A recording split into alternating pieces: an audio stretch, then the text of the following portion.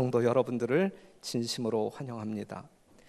한동안 없었던 현수막이 걸렸고 또한 성만 찬예식을 저희들은 거행하고 있습니다. 어떤 의도가 있다고 생각하십니까? 다시 힘내어 후반기 선교 사역에 집중하자라고 하는 메시지가 담겨 있습니다. 창세기 8장 20절에 있는 말씀을 같이 보겠습니다. 창세기 8장 20절.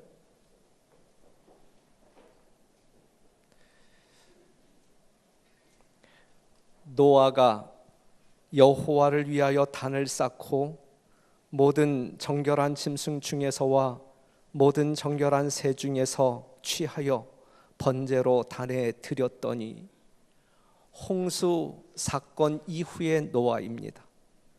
방주에서 간 나온 노아, 사방을 둘러볼 때 아무것도 없는 세상을 바라보는 노아, 이제 다시 처음부터 시작해야 할 노아. 집도 지어야 되고 밭도 일구어야 되고 양도 양육해야 할 노아.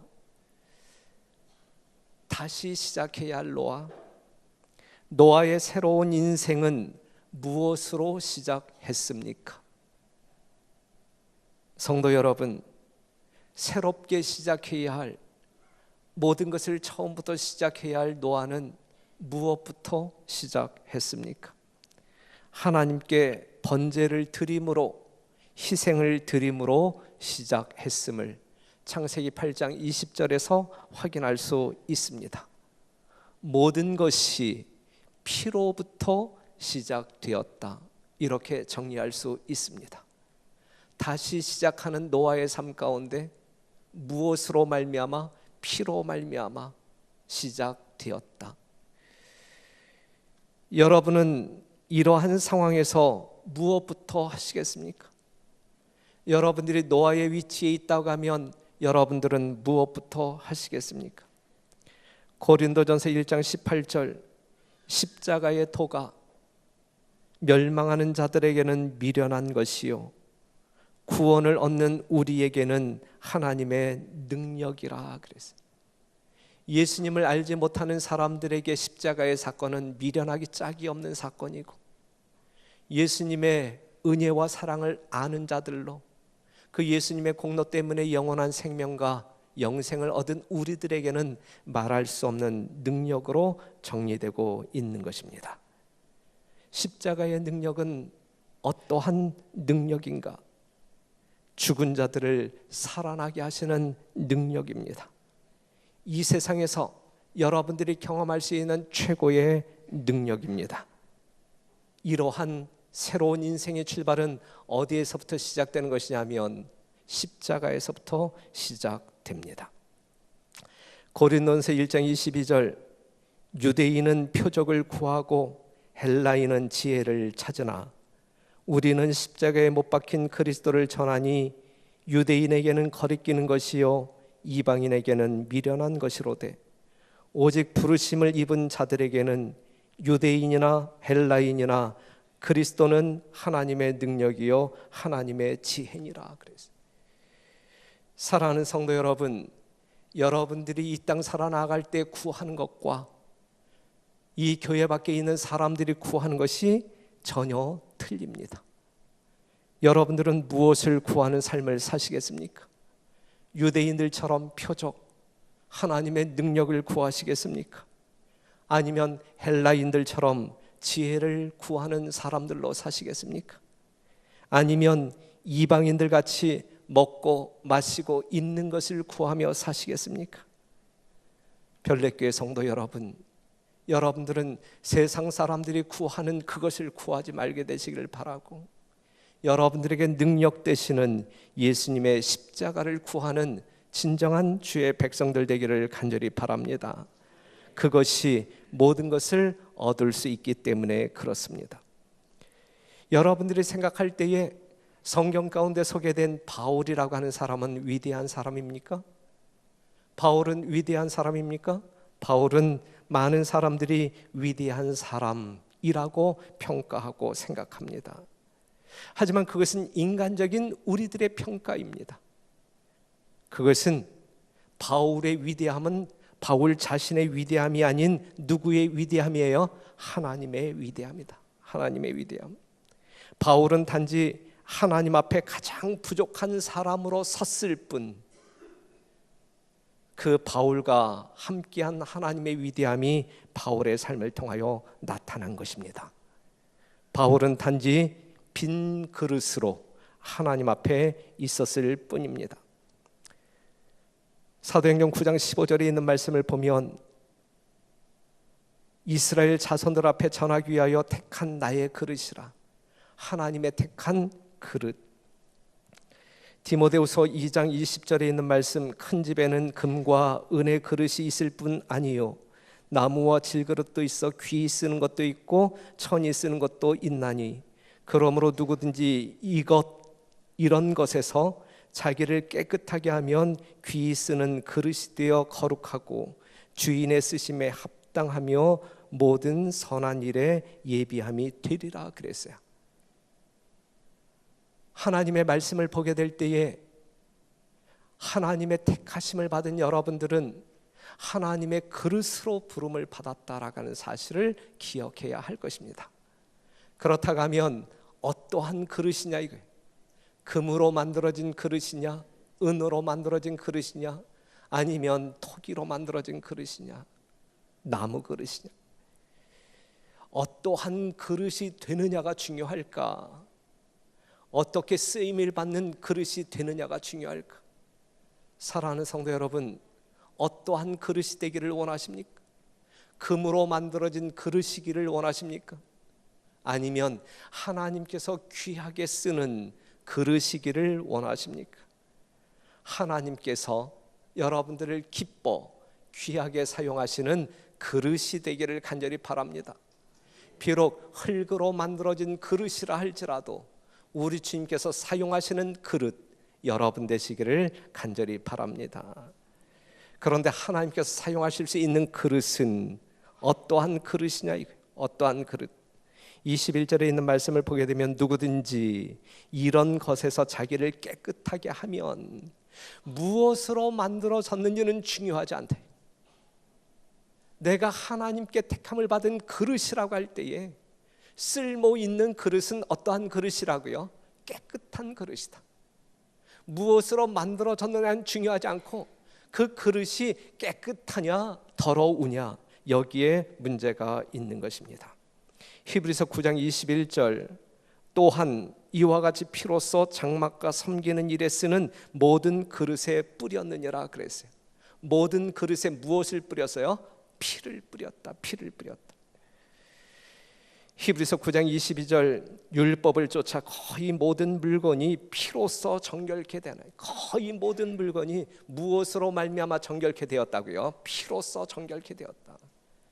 그렇다고 하면 여러분, 우리는 하나님의 귀한 은혜로 말미암아 하나님의 도구로, 여기에 있는 표현을 말씀 빌린다라고 하게 되면 그릇으로 택함을 받은 사람들인데, 택함을 받은 우리들이 하나님의 귀한 도구로 쓰임을 받아야 하는데, 비록 흙으로 만들어진 그러한 그릇이라 할지라도 하나님께 귀하게 쓰임 받는 것이 가장 중요한 의미가 담겨져 있는데, 그렇다고 하면 나라고 하는 그릇이 무엇으로 말미암아 정결케 되느냐? 우리는 정결한 그릇 되어 하나님의 귀한 도구로 쓰임을 받아야 되는데, 내가 무엇으로 말미암아 정결케 되느냐? 여기에 있는 말씀을 보게 되면 피를 뿌릴 때 그 피가 모든 물건을 정결케 한다 그랬어요. 결론은 뭡니까? 피입니다. 결론은 피. 모든 물건이 피로써 정결케 된, 십자가에서 흘리신 예수님의 보혈만이 여러분들의 모든 죄악을 깨끗하게 씻을 수 있다. 그러한 사람들만이 하나님의 거룩한 도구로, 그릇으로 쓰임 받을 수 있다, 이것입니다. 사랑하는 성도 여러분, 오직 그리스도의 보혈로 씻김을 받으시는, 그리하여 정결함이 여러분들의 삶 가운데 나타나는, 그리스도의 공로와 능력이 나타나는 아름다운 살아있는 주의 백성들 되기를 간절히 바랍니다. 시대의 소망에 이러한 말씀이 있어요. 미친 군중들은 구세주를 애워쌌다. 조롱과 야비하고 참남된 저주가 뒤섞이었다. 그의 미천한 태생과 초라한 생애는 잔인한 폭도들의 비평을 받았다. 하나님의 아들이라는 그의 주장은 조소를 받았으며 비루한 농담과 모독적인 욕설이 이 입술 저 입술에서 터져 나왔다. 예수님이 십자가를 짊어지고 갈바리 산상으로 올라갈 때에도, 그리고 그 고통스러운 십자가에 못 박혀 달려 있는 그 순간일지라도 그 주변에 모여 있는 모든 사람들의 입술을 통하여 나타나는 그러한 터지는 그러한 음성은 모독적인 욕설, 농담뿐이었다라는 사실이죠. 여러분들을 구원하시기 위하여 우리 주님 이러한 모든 고통, 모욕 견디어내셨다라는 사실입니다. 오늘 여러분들이 입술을 통하여 어떠한 말이 터져 나와야 마땅할까? 이 시대에 예수님을 향하여 수많은 사람들이 이러한 모독적인 말로 터뜨렸다고 하면, 오늘 이 시대에 예수님의 은혜로 말미암아 이 자리에 앉아있는, 특별히 예수님이 흘리신 보혈과 찢겨진 살을 우리가 회상하는, 기념하는 이 성만찬 예식의 이 시간에 우리는 무엇을 이야기해야 할까? 그런데 이러한 상황 가운데서 또 다른 음성이 터져 나왔어요. 그것이 어떤 음성이냐면, 예수여 당신의 나라에 임하실 때에 나를 생각하소서. 전혀 반대의 소리, 수많은 군중들의 그러한 모독적인 소리가 아닌 또 다른 음성이 터져 나왔는데, 예수님과 함께 십자가에 달린 한편 강도의 입술을 통하여 예수님에게 진정으로 위안이 될 만한 한 음성이 터져 나왔는데, 예수여 당신의 나라에 임하실 때에 나를 생각하소서. 예수님과 함께 십자가에 달린 이 강도는 죽어 마땅한 사람입니다. 하지만 그는 하나님의 말씀을 통하여 옛날에 들었던 그 말씀이 기억남으로 지금 현장에 같이 있는 그 예수님의 일거수일투족을 지켜볼 때에 이분이야말로 예수님 구주이심에 틀림없다라는 확신하는 믿음을 소유하게 됩니다. 구주이심을 믿었고, 하늘나라의 실존을 믿었고, 예수님이 그 나라의 왕이심을 믿었고, 예수님의 재림과 부활을 믿을 수 있었어요. 그래서 그는 예수님을 붙잡기로 결심합니다. 십자가에서 죽으시는 예수님께 생명을 구하는 것은 이 세상 사람들, 이 과학적인 사고를 가지고 있는 사람들에게 얼마나 어처구니 없고 비아냥거릴 수 있는 이야기입니까? 지금 이 한편 강도는 누구에게 생명을 구걸하고 있는 거예요? 지금 죽어가고 있는, 자기와 똑같은 그러한 현장에서 죽어가고 있는 예수님에게 생명을 구하고 있는, 이보다 더 미련한 짓이 있는가? 살아있는 사람에게 생명을 달라고 구원하는 것이 아니라 함께 죽어가고 있는 그 예수님에게, 지금 자기 눈앞에서 죽어가고 있는 그 예수님에게 생명을 구하고 있는 거예요. 참으로 다른 사람들이 볼 때에는 미련할 수밖에 없어요. 그래서 유대인들이고 헬라인이고 그 예수님을 비웃고 있는 것입니다. 하지만 이 강도는 자기 죄로 죽는 자와 남의 죄로 대신 죽는 자를 구별할 수 있는 영적인 안목이 있었어요. 자기 죄로 죽는 자와 남의 죄를 대신 짊어지시고 죽는 자를 구별할 수 있었단 말이에요. 예수님이 자신들과 함께 죽어가고 있지만, 자신들은 자신들의 죄로 죽지만 예수님은 그러한 죄로 죽는 것이 아니라 바로 자신들의 죄 때문에 죽어가고 있다라는 사실을 깨닫게 되었단 말이죠. 이것을 아느냐 모르느냐, 이것은 영생과 영멸을 갈라놓는 중요한 주제가 되는 것입니다. 그 강도는 지극히 겸손한 마음으로, 그리고 간절한 마음으로 외치죠. 뭐라고 외쳤어요? 나를 생각하소서. 사랑하는 성도 여러분, 이 시간 우리를 위하여 죽으신 그 예수님을 향하여 외칩시다. 나를 생각하소서. 나를 생각하소서. 누가 보든 말든 듣든 안 듣든 믿음을 고백하는 데 있어서 한순간도 꺼려해서 안 되고 한순간도 뒤로 미루어서는 안 돼요. 우리를 위하여 죽으신 예수님이 지금 여러분들 눈앞에 있을 때 바로 이 순간 우리의 구세주이신 예수님을 붙드는 여러분과 제가 되기를 간절히 바랍니다. 그리할 때에 우리 예수님은 즉각적으로 대답하십니다. 내가 진실로 내게 이르노니 오늘 내가 나와 함께 낙원에 있으리라. 여러분들이 달라고 하는 영원한 생명, 우리 주님 주저하지 아니하시고 즉각적으로 주십니다. 여러분들이 달라고 하는 하늘, 우리 주님 지체하지 아니하시고 여러분들에게 허락하십니다. 성만찬 예식은 그리스도의 죽음의 결과로 이루어질 큰 구원을 기념하기 위하여 주신 바 되었다. 예수님의 죽으심으로 말미암아 얻게 될 영원한 구원을 기념하기 위하여 성만찬 예식이 주어졌다.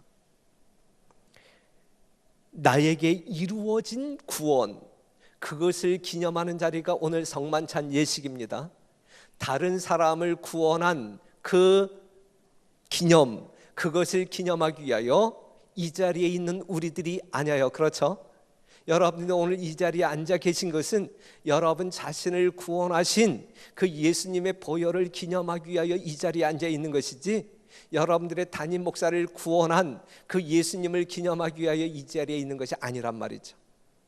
이 구원을 자기 자신에게 적용시키는, 정말 다른 사람을 위하여 십자가에 돌아가신 예수님이 아닌 바로 나 자신을 위하여 십자가에 돌아가신 그 예수님의 보혈을, 그 공로를 우리가 마음속 깊이 감사함으로 기념하는 날, 이것이 성만찬 예식이어야 합니다.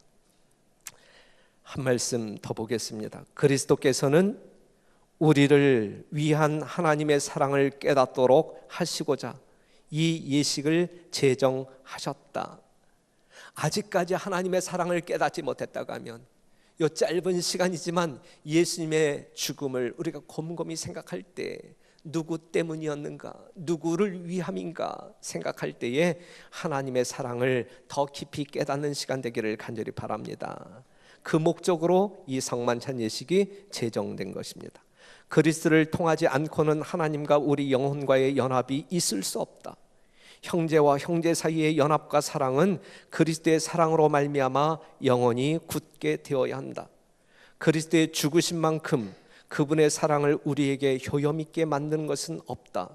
우리가 즐거움으로 그분의 재림을 바라볼 수 있는 것은 오로지 그분의 죽으심 때문이다. 예수님의 희생은 우리의 소망의 중심이다. 그 위에 우리는 우리의 신앙을 고착시켜야 한다 그랬어요. 예수님의 죽으심, 갈바리의 십자가가 있었기 때문에 죄인된 우리, 하나님과 완전한 분리 속에 사망 중에 있을 수밖에 없는 우리가 하나님과 화목할 수 있었고, 또한 성도와 성도 간에 사랑이 존재할 수 있는 것이고, 심지어는 우리의 심령 가운데 있는 사랑을 하나님을 알지 못하는 이방인들에게 나누어 줄 수 있는 여유까지 생기게 된 것입니다. 우리의 모든 삶의 의미 속에, 시간 속에, 또한 중심 가운데 오직 그리스도의 아름다운 보혈, 아름다운 사랑, 이 우주적인 사랑만이 여러분들 심령 가운데, 중심 가운데 자리 잡게 되기를 간절히 바랍니다. 이제 우리 성만찬 예식을 시작하도록 하겠습니다.